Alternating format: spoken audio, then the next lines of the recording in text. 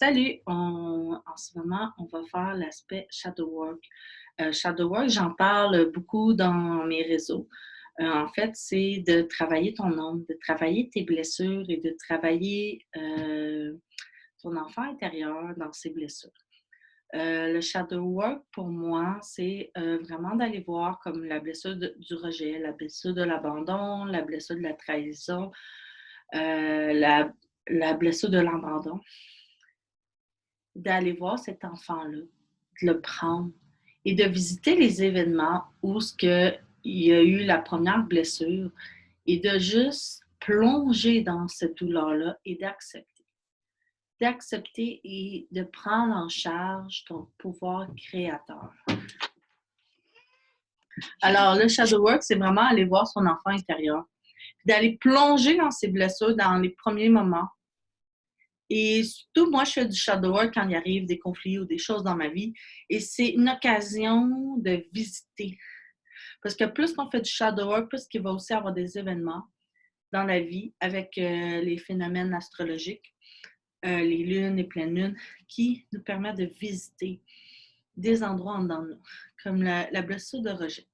Je reviens à la première fois que j'ai été rejetée par mon père, par ma sœur. Et je plonge dans cette blessure de rejet. Et je vois comme la scène comme un miroir. Et je tourne l'autre côté, mon besoin d'être accepté. Et je vois en dedans de moi, dans le prisme, l'endroit où que je m'accepte moi-même. L'endroit où que je suis en paix et que je fais partie de la gang. Où je suis où que je ne me rejette pas.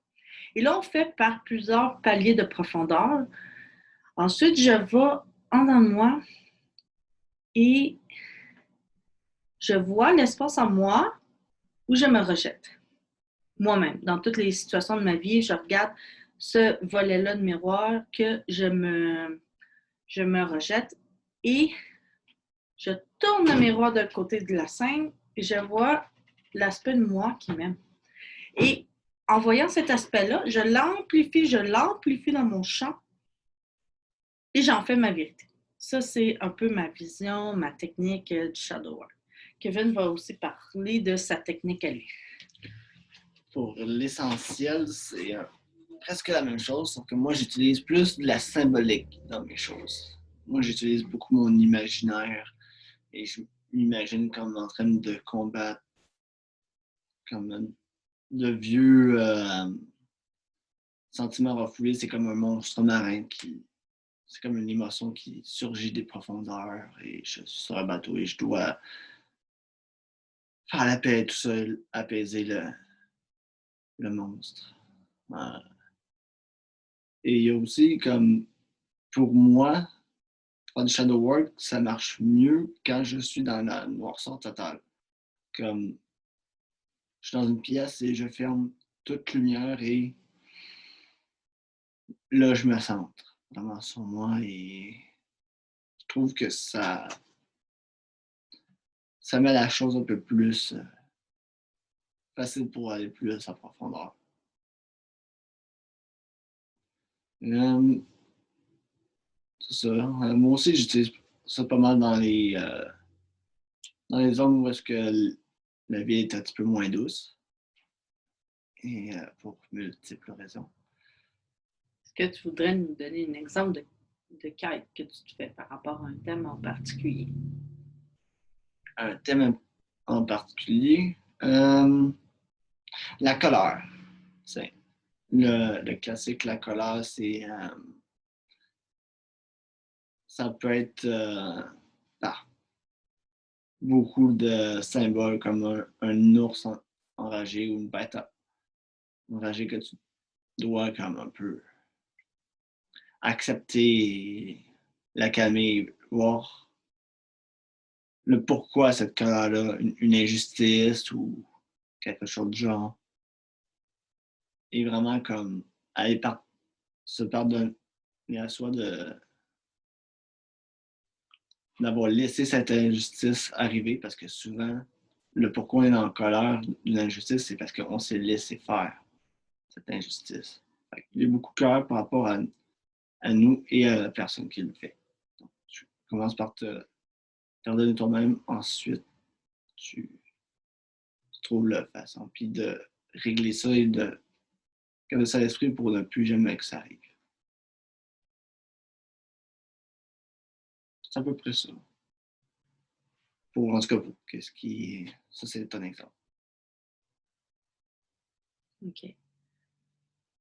Dans la prochaine vidéo, on va faire un exercice de shadow work avec toi, mais je dis de vraiment aller voir tes symboles intérieurs. Qu'est-ce que représenterait la peur pour toi comme créature? Ou qu'est-ce que représenterait la colère? Ou qu'est-ce que représenterait la tristesse? Et c'est vraiment d'aller trouver tes symboles et tes forces intérieures ou puiser pour vraiment retourner de bord la situation. Comme je le dis bien en bon québécois, changer la marde en mort. Parce que dans une situation de guérison, de blessure, il y a des trésors cachés, il y a des trésors inestimables. C'est vraiment aller chercher couche par couche de profondeur. Tu ne feras pas toutes des grosses blessures d'enfance dès le premier temps. Ça peut être que tu peux commencer par la colère par rapport ton chum, il a été en retard ou des choses comme ça. Puis de allier ça aussi avec le tapping pour la reprogrammation, mais je conseille de faire le shadow work avant. Euh, Avant ou après, ça dépend. Mais d'en faire au moins une fois tous les mois, à chaque pleine lune où c'est à libérer. Et le tapping, je conseille de le faire pour reprogrammer à chaque nouvelle lune. Alors, pour le shadow work, c'est réellement, moi j'utilise encore l'arbre de croyance que j'ai pris avec le tapping ou que je vais vous montrer avec le tapping. C'est réellement de voir la situation, l'émotion que ça génère, puis la croyance. Puis d'aller voir aussi l'événement. Encore plus dans les racines, c'est l'événement des croyances que pu se passer dans l'enfance. Il y a les événements récents et il y a l'événement primal. Puis c'est d'aller voir l'événement primal où c'est arrivé et de voir l'énergie, les regards que ça a pu mettre en toi et de vraiment de visualiser ça comme un film et c'est comme un film miroir. Et tu tournes le miroir et il y a la situation où il y en a.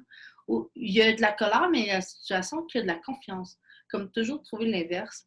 Parce que dans chaque situation, il y a le contraire de chaque émotion. J'ai remarqué ça souvent dans ma vie. Je suis en colère et en joie. J'ai de la joie, mais je suis en colère de ne pas avoir vécu pleinement ma joie, mais ma joie est encore là. Fait que c'est juste de tourner vers la joie et d'amplifier ça un peu plus dans ton énergie à toi. Et toi, Kevin? OK. Ben moi, il y a différents paliers de travail.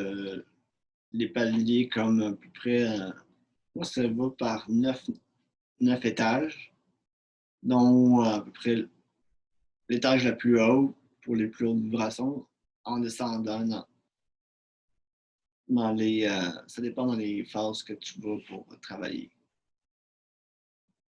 C'est un peu comme les 9 mondes de l'Hydrasil. C'est plus basé là-dessus. Okay. On va faire un shadow work ensemble sur la colère. Est-ce qui voudrait faire quoi? Tu voudrais faire la quête? Fais-moi la quête, puis moi, je vais participer. Une quête de shadow work. OK. Je papier ça pour savoir. Non, c'est toi qui l'as fait. OK. Qu'est-ce que tu aimerais. Ouais, voilà. La colère. Le thème de la colère, la trahison, sur la blessure de la trahison. Parce que la colère, ça va principalement pour moi, sa blessure de trahison. OK. Donc, j'aimerais que tu fermes les yeux. que tu prends 3 grandes respirations par le nez.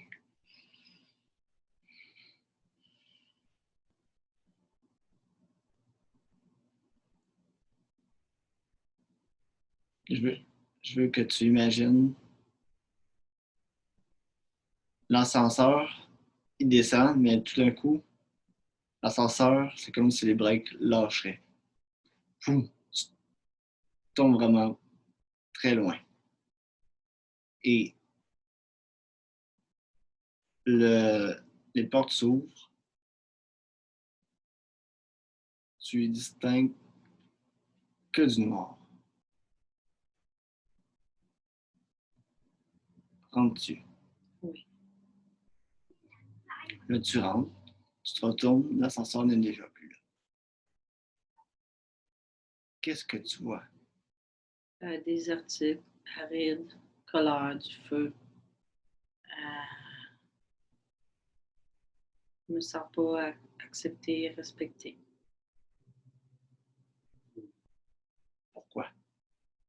Parce que j'ai l'impression que tout s'approprie mon être, tout s'approprie qu'est-ce que je suis, au monde mes chances d'être honorée et respectée.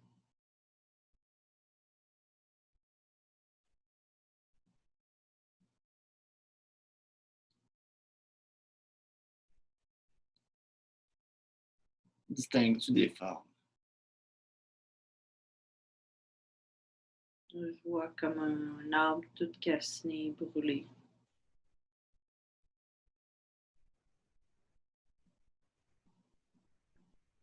Comment tu vois que tu peux faire pour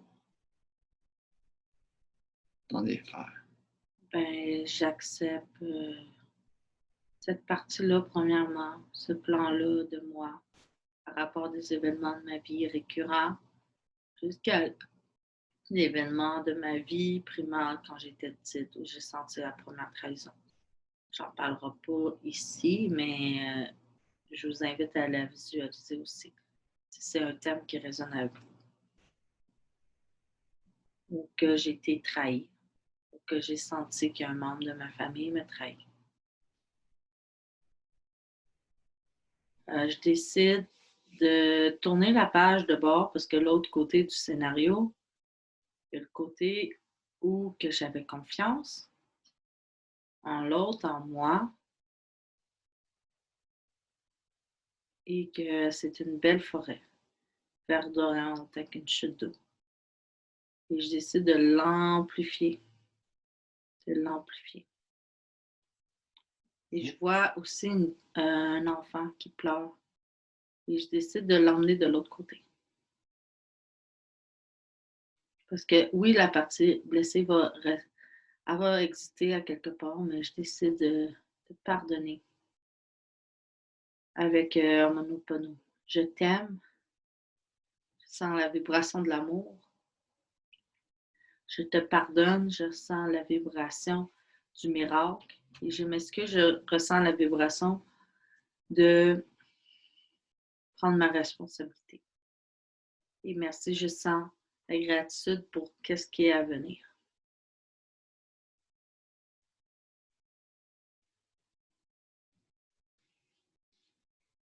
Très bien.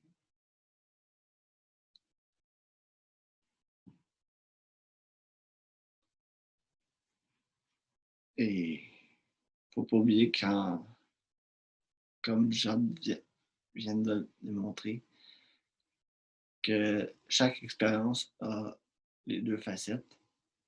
Oui, ça peut faire mal, mais en quelque sorte, tu peux aussi focuser sur qu'est-ce que ça t'a apporté comme expérience. C'est comme si je prends toute la vibration du chant qui est un peu plus dark et je le transmute en lumière. Je mets de la lumière dedans et je vais chercher couche par couche en profondeur.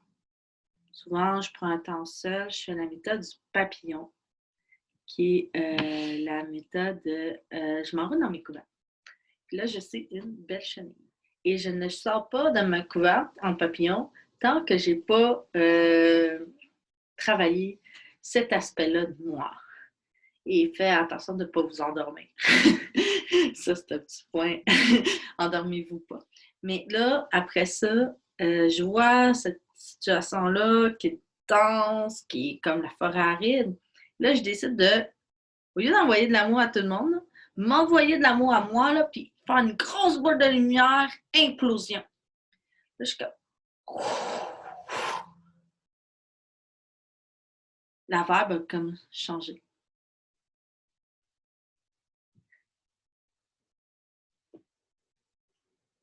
Puis toi, qu'est-ce que tu aurais fait une fois que tu as vu ton enfant puis tu as vu l'arbre? C'est quoi, toi, que tu aurais fait? J'aurais plus focusé sur qu'est-ce que l'expérience m'aurait appris.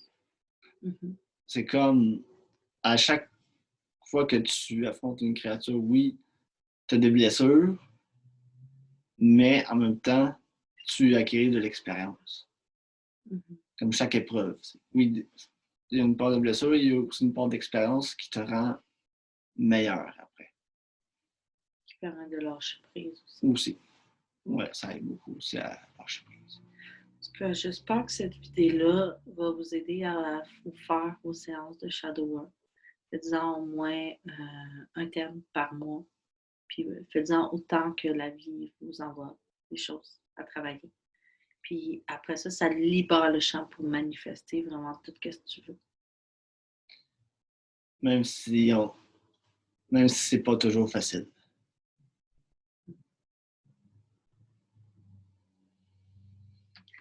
À la prochaine vidéo.